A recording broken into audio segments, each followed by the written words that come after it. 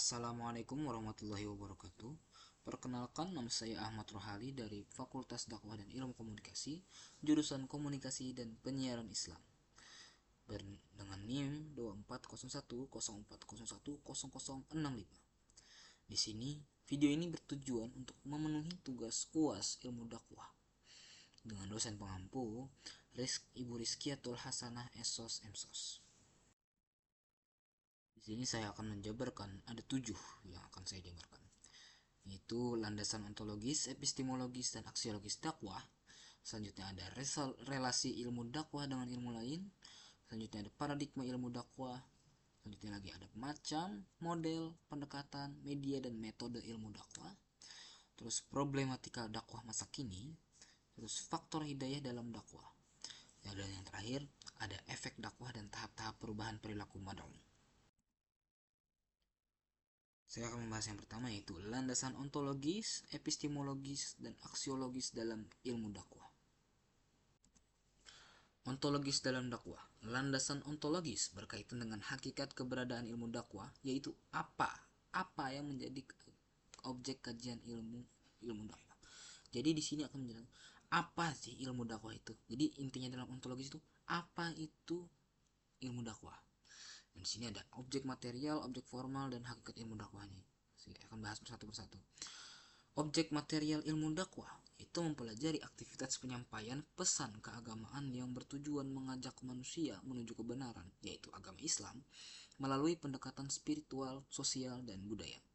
Terus objek formalnya dijadikan sebagai proses mengubah dan memperkuat nilai-nilai Islam dalam hidup individu serta komunitas. Terus hakikat ilmu dakwah. Dakwah merupakan aktivitas yang bersifat kemanusiaan dan juga merupakan wahyu ilahi dengan tujuan untuk mengarahkan manusia menuju kebaikan di dunia maupun di akhirat. Selanjutnya ada epistemologis dalam dakwah. Landasan epistemologis membahas cara untuk mendapatkan pengetahuan mengenai dakwah yang mencakup metode, sumber, dan aspek validitasnya. Jadi intinya adalah epistemologis itu bagaimana caranya kita mendapatkan ilmu dakwah, mengenai dakwah, mendapatkan pengetahuan. Bagaimana kita caranya mendapatkan pengetahuan mengenai dakwah? Gitu. Di sini ada beberapa sumber, yaitu sumber pengetahuan ilmu dakwah itu ada 3 di sini. Dari wahyu, dari akal, dari pengalaman. Itu ada wahyu Al-Quran. Akal digunakan untuk memahami dan merumuskan strategi dakwah yang sesuai dengan konteks zaman. Kalau pengalaman itu melibatkan kajian empirik terhadap praktik dakwah di berbagai masyarakat dan budaya. Terus metode penelitiannya yaitu ada normatif, sosiologis dan antropologis, dan komunikasi. Dari normatif yaitu pendekatan teologis dengan menafsirkan dalil-dalil agama terkait dakwah. Kalau sosiologis dan antropologis memahami masyarakat sebagai sasaran dakwah. Jadi komunikasi menentukan strategi penyampaian pesan dakwah yang efektif. Terus ada sifat ilmu dakwah. Jadi sifat ilmu dakwah itu bersifat integratif atau mengkombinasikan ilmu agama dengan ilmu sosial untuk mencapai tujuan dakwah yang akan kita jelaskan di bab selanjutnya. Selanjutnya ada aksiologis. Aksiologis dalam dakwah. Landasan aksiologi ilmu dakwah berkaitan dengan tujuan, manfaat, dan nilai yang dihasilkan oleh ilmu dakwah dalam kehidupan individu, masyarakat, dan umat manusia secara keseluruhan. Aksiologi membahas aspek apa tujuan dari pengembangan dan penerapan ilmu dakwah. Jadi tujuan adanya ilmu dakwah ini apa dan manfaatnya apa. Nah, di sini ada 3 nih misalkan. Tujuan utama ilmu dakwah memiliki tujuan yang berlandaskan nilai-nilai Islam, itu mengajak kepada kebenaran, pembentukan akhlak mulia, membangun peradaban Islam. Jadi dengan adanya ilmu dakwah ini manfaatnya ada 3. Manfaatnya ada banyak dan beberapanya yaitu mengajak kepada kebenaran, pembentukan akhlak mulia, dan membangun peradaban Islam. Nah, hubungan ketiga landasan tadi yaitu ontologis, epistemologis, dan aksiologis itu sangat terkait erat gitu. Pemahaman mengenai hakikat dakwah dan akan mempengaruhi cara seseorang memperoleh pengetahuan serta nilai-nilai etika yang dianut atau aksiologisnya. Jadi hubungan ketiga paham tadi yaitu ontologis, epistemologis, dan aksiologis itu saling terkait erat. Pemahaman mengenai hakikat dakwah atau ontologis akan mempengaruhi cara seseorang memperoleh pengetahuan, yaitu dari epistemologis, serta nilai-nilai etika yang dianut atau yang bisa disebut aksiologis atau manfaatnya. Sebagai contoh, jika seseorang memahami dakwah sebagai kewajiban spiritual, ia cenderung akan mendalami ajaran Islam dan menerapkannya dengan mencerminkan nilai-nilai kebaikan. Jadi dengan ilmu dakwah yang bagus, manfaatnya bagi kita dan manfaatnya bagi mad'u akan mendalami ajaran Islam dan menerapkannya dengan mencerminkan nilai-nilai kebaikan. Selanjutnya, ada relasi ilmu dakwah dengan ilmu lain. Sini ada beberapa pembahasan, yaitu signifikansi ilmu dakwah, ilmu-ilmu bantu untuk ilmu dakwah dan ilmu-ilmu keislaman, ilmu dakwah dan ilmu sains sosial, terus yang terakhir ilmu dakwah dan metodologi sains. Signifikansi ilmu dakwah. Ilmu dakwah memiliki peran krusial dalam menyampaikan ajaran Islam dan membangun masyarakat Islam berdasarkan nilai-nilai Islam. Ilmu ini mempelajari cara-cara efektif untuk menyebarkan ajaran Islam kepada umat manusia dan sangat penting karena berkontribusi pada pembangunan serta peningkatan kualitas hidup umat Islam. Berikut beberapa aspek utama yang menunjukkan signifikansi ilmu dakwah. Sini ada 3, yaitu pentingnya penyebaran Islam, penguatan iman dan ketakwaan, dan menyelesaikan tantangan sosial. Ilmu-ilmu bantu untuk ilmu dakwah. Ilmu dakwah membutuhkan dukungan dari berbagai disiplin ilmu lain seperti komunikasi, sosiologi, psikologi, pendidikan, dan media.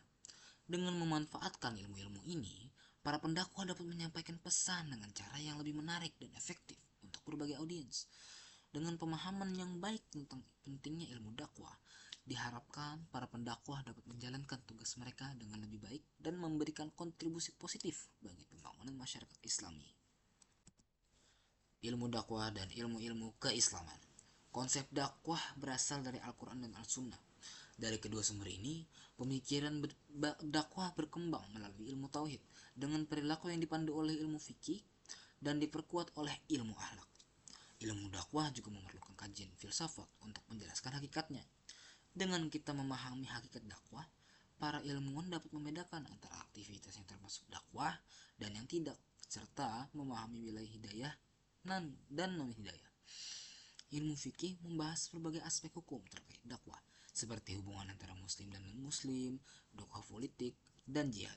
Sementara itu, ilmu akhlak berfokus pada pendakwah dan mitra dakwah.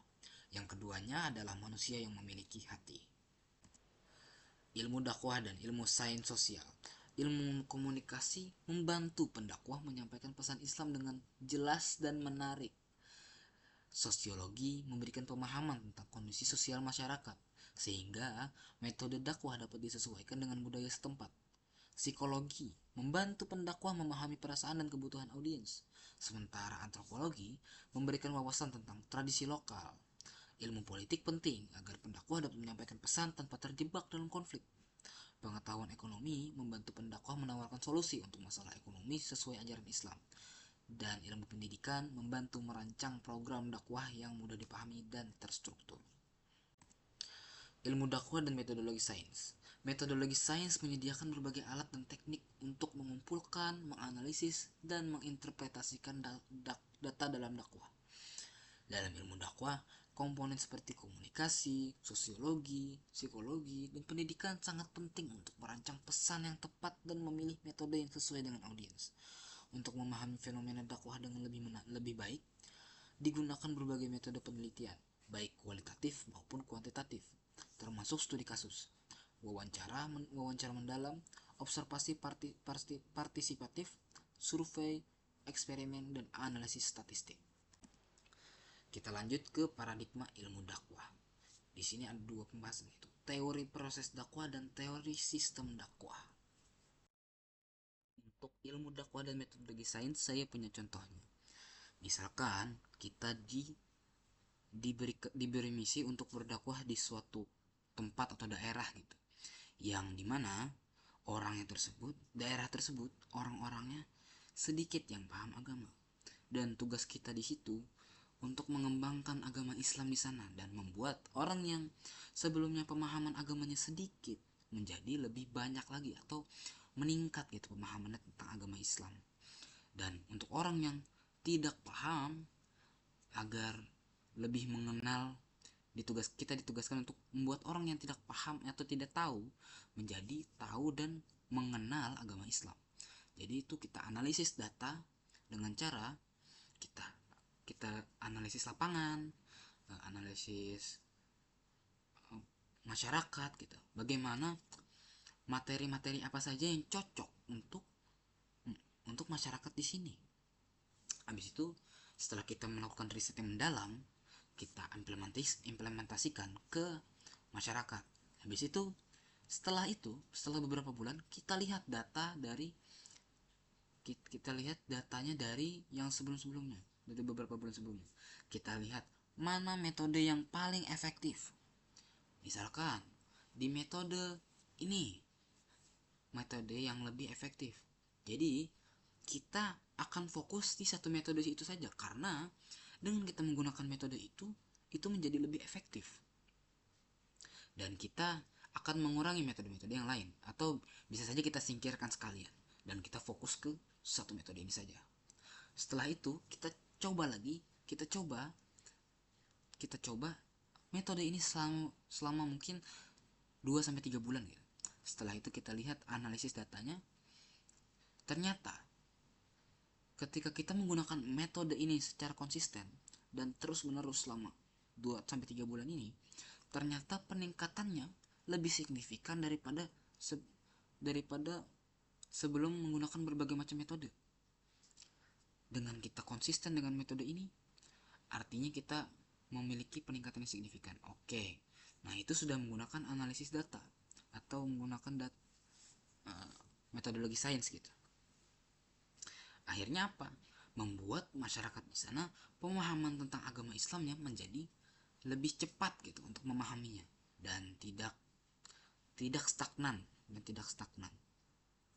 Jadi setelah kita selesai bertugas di sana, orang-orang di sana menjadi lebih paham, dan orang-orang di sana jadi bisa menyalurkan kembali, mengajarkan kembali pelajaran yang telah kita sampaikan kepada orang yang baru ingin mempelajari agama Islam gitu.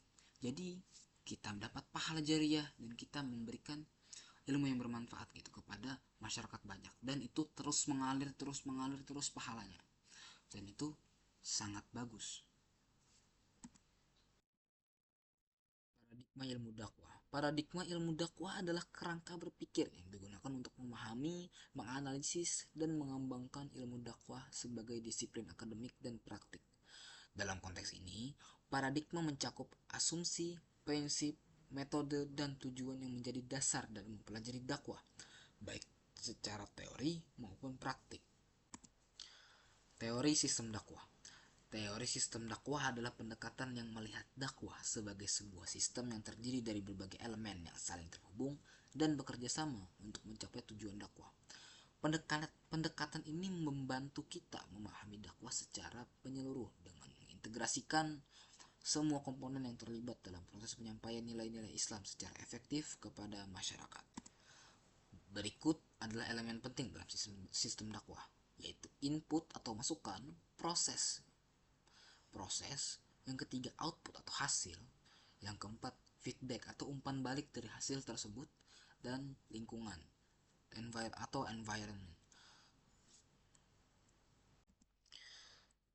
Kita lanjut ke teori proses dakwah.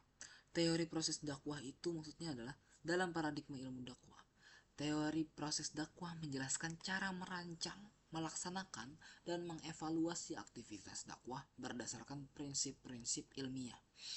Paradigma ini memandang dakwah sebagai disiplin ilmu yang menggabungkan unsur-unsur keislaman, komunikasi, dan ilmu sosial untuk menyampaikan pesan Islam secara sistematis dan efektif.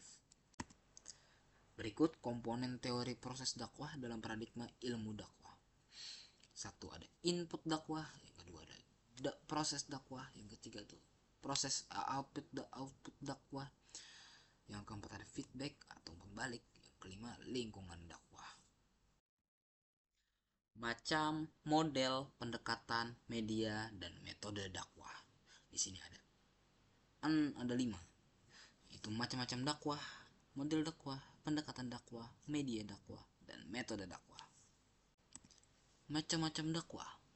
Ada dakwah bil lisan, dakwah dengan lisan seperti berbicara, seperti ceramah di musola atau khutbah, itu termasuk dakwah dengan lisan.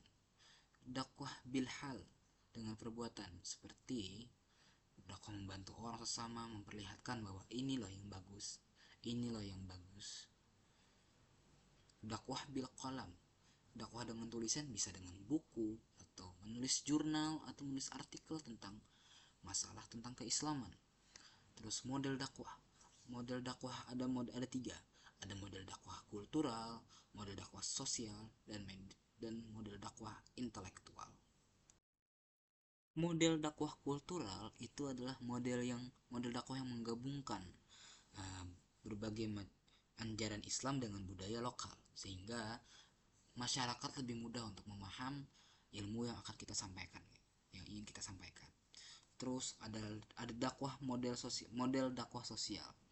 Ini lebih berfokus pada upaya untuk memperbaiki kondisi sosial masyarakat, seperti melalui kegiatan sosial, pemberdayaan masyarakat, dan pengentasan kemiskinan.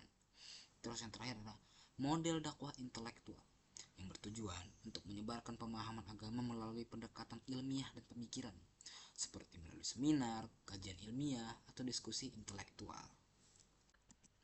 Terus ada pendekatan dakwah. Nah, pendekatan dakwah dapat dilakukan dengan berbagai cara, tergantung pada karakteristik audiens dan konteks yang ada. Pendekatan ilmiah untuk orang-orang yang memang di bidang ilmiah, sekiranya pendekatannya lebih mudah. Dan pendekatan emosional, pendekatan praktis. Terus untuk media dakwah itu ada beberapa, yaitu salah tiganya yaitu media cetak seperti buku, majalah, surat kabar, dan buletin. Untuk media audio ada radio, podcast, dan tape record. Terus media audio visual seperti televisi, film, dan video kaset. Metode dakwah adalah cara atau teknik yang digunakan untuk menyampaikan pesan dakwah. Di sini ada tiga, yaitu metode persuasi, metode argumentatif, dan metode demonstratif. Metode persuasi yaitu yang berusaha untuk meyakinkan audiens dengan cara yang lembut dan penuh perhatian. Kalau argumentatif, menggunakan alasan yang logis dan rasional dalam menyampaikan dakwah. Terus ada metode demonstratif. Ini memberikan contoh langsung melalui tindakan nyata dalam kehidupan sehari-hari, seperti praktik ibadah dan amal sosial yang dapat dilihat dan ditiru oleh orang lain. Selanjutnya ada bab selanjutnya, aspek-aspek yang berhubungan dengan problematika dakwah masa kini. Di sini ada 3 pembahasan, yaitu sumber daya dai, mitra dakwah, dan yang terakhir adalah materi dakwah. Sumber daya dai. Sumber daya dai itu adalah potensi dan kapasitas yang dimiliki individu atau kelompok untuk melaksanakan tugas dakwah, yaitu menyampaikan ajaran Islam. Istilah ini mencakup berbagai aspek yang mendukung efektivitas seorang dai, baik dari segi keterampilan pribadi maupun alat pendukung yang digunakan. Keilmuan, pemahaman yang mendalam tentang ajaran Islam sudah pasti. Kemampuan komunikasi, keterampilan dalam menyampaikan pesan dakwah agar bisa dibungkus dengan cara yang menarik perhatian audiens. Karakter dan akhlak, kepribadian yang mencerminkan nilai-nilai Islam. Tidak mungkin dong seorang penceramah kelakuannya seperti preman, agak susah tuh untuk. Dan penguasaan teknologi, kemampuan menggunakan media digital untuk berdakwah, seperti menggunakan media sosial sebagai tempat untuk berdakwah. Mitra dakwah, secara etimologis, mitra dakwah atau objek dakwah berarti sasaran yang dituju, yaitu orang atau tempat yang menjadi fokus perhatian. Dalam ilmu dakwah, istilah untuk objek atau mitra dakwah adalah mad'u, atau biasa dikenal dengan audiens gitu. Kelompok yang pernah menerima dakwah ini terbagi menjadi 3 kategori. Ada 1, menerima dengan sepenuh hati atau mukmin. Yang kedua, menolak dakwah atau kafir. Yang ketiga, pura-pura menerima dakwah, munafik. Materi dakwah. Materi dakwah adalah pesan-pesan dakwah Islam yang harus disampaikan oleh dai kepada objek dakwah. Ini mencakup seluruh ajaran Islam yang terdapat dalam Al-Quran dan Sunnah Rasulnya. Pesan-pesan ini berisi ajaran-ajaran Islam yang ingin disampaikan kepada audiens. Al-Quran, misalkan ada dua nih, Al-Quran dan hadis. Nah, kalau Al-Quran adalah sumber petunjuk utama dalam Islam. Oleh karena itu, ia menjadi alasan pertama atau menjadi landasan pertama dan utama untuk materi dakwah. Terus yang kedua ada hadis. Hadis adalah sumber kedua setelah Al-Quran dalam Islam. Hadis itu biasanya berisi penjelasan dari Nabi untuk mengimplementasikan ajaran Al-Quran dalam kehidupan. Dengan menguasai materi hadis dan memiliki bekal yang penting, dai memiliki bekal yang penting untuk melaksanakan tugas dakwahnya. Selanjutnya adalah faktor hidayah dalam dakwah. Di sini ada 3, yaitu arti hidayah dan macam-macam hidayah. Yang kedua ada hidayah dalam berbagai kasus konversi agama. Yang ketiga adalah hidayah dan ikhtiar dakwah. Arti hidayah. Hidayah itu berarti petunjuk atau bimbingan dari Allah Subhanahu wa taala. Kata hudan berarti petunjuk. Sedangkan dalal berarti kesesatan. Secara terminologi, hidayah adalah penjelasan dan petunjuk yang mengarahkan seseorang menuju tujuan untuk meraih kemenangan di sisi Allah Subhanahu wa taala. Hidayah juga mencakup makna bimbingan, keterangan, dan kebenaran. Macam-macam hidayah. Hidayah ilham. Yang satu, hidayah ilham. Petunjuk yang berupa insting bawaan manusia sejak lahir. Terus yang kedua ada hidayah hawas, yaitu petunjuk yang diperoleh melalui indera seperti pendengaran, penglihatan, dan penciuman. Terus ada hidayah akal, petunjuk dari akal yang mencakup kemampuan berpikir, memahami, dan mengenali objek. Terus yang terakhir ada hidayah din, petunjuk agama yang berupa wahyu dari Allah Subhanahu wa taala kepada Rasulnya untuk disampaikan kepada umat. Hidayah dan ikhtiar dakwah. Hidayah dan ikhtiar dakwah adalah dua konsep yang saling terkait dalam usaha menyebarkan ajaran agama, terutama agama Islam. Keduanya itu berperan penting dalam menyampaikan pesan agama kepada individu atau komunitas. Itu mengajak, menyampaikan nilai-nilai yang diajarkan oleh Al-Quran dan Sunnah Nabi Muhammad SAW. Memerintah dan melarang digunakan untuk hal-hal yang berkaitan dengan hukum, seperti menentukan sesuatu itu halal atau haram. Nah, terus kita lanjut ke pembahasan selanjutnya, efek dakwah dan tahap-tahap perubahan perilaku. Di sini ada persuasi dakwah, tahap-tahap perubahan perilaku. Di sini saya pecah lagi jadi 3. Terus evaluasi efek dakwah. Persuasi dakwah. Persuasi dakwah adalah pendekatan komunikasi dalam dakwah yang bertujuan untuk mempengaruhi dan mengajak orang lain agar menerima, memahami, dan mengamalkan nilai-nilai ajaran Islam tanpa paksaan. Persuasi ini dilakukan dengan cara yang baik, bijaksana, dan penuh hikmah, sehingga pesan dapat diterima dengan hati terbuka oleh audiens. Efek dakwah.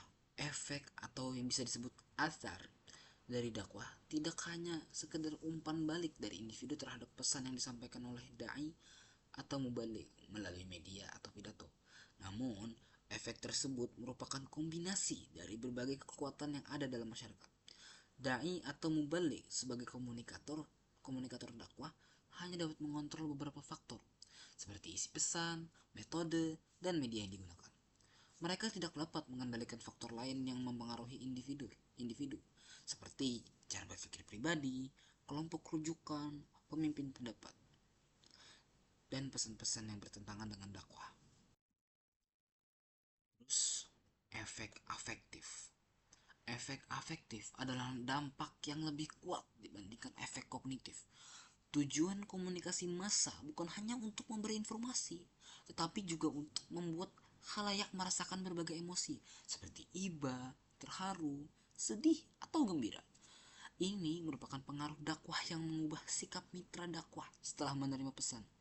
Sikap ini terbentuk melalui proses belajar yang melibatkan 3 faktor. 1. Perhatian, 2. Pemahaman, dan 3. Penerimaan. Dalam komunikasi persuasif, efek afektif dapat dilihat dari sikap mad'u terhadap pesan yang disampaikan oleh dai. Pada tahap ini, penerima dakwah akan mempertimbangkan pemahaman dan pikiran mereka terhadap pesan untuk memutuskan apakah akan menerima atau menolak pesan tersebut. Selanjutnya ada efek behavioral. Efek behavioral adalah dampak yang muncul setelah efek kognitif dan afektif, berupa tindakan atau perilaku yang merealisasikan pesan dakwah. Ini mencakup perubahan dalam perilaku, tindakan, atau kegiatan khalayak. Efek ini menunjukkan bagaimana mitra dakwah mengaplikasikan pesan yang diterima dalam kehidupan sehari-hari. Dakwah akan berhasil jika disampaikan dengan cara yang baik dan tanpa paksaan. Jiwa yang tenang dan terarah dapat membawa perubahan signifikan, mengubah pola pikir yang salah menjadi benar. Terus, evaluasi efek dakwah.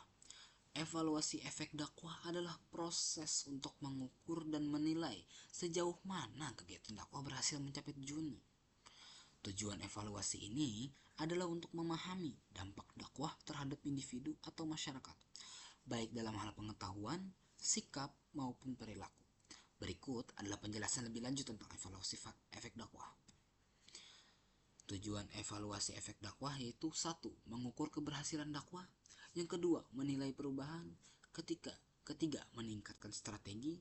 Keempat, menentukan relevansi, mengevaluasi apakah materi dakwah sesuai dengan kebutuhan dan kondisi sasaran. Kurang lebihnya itu saja dari saya, dan dan saya minta maaf atas banyaknya kekurangan dan kesalahan saya dalam membuat mind mapping ini. Akhirul kalam, saya minta maaf. Assalamualaikum warahmatullahi wabarakatuh.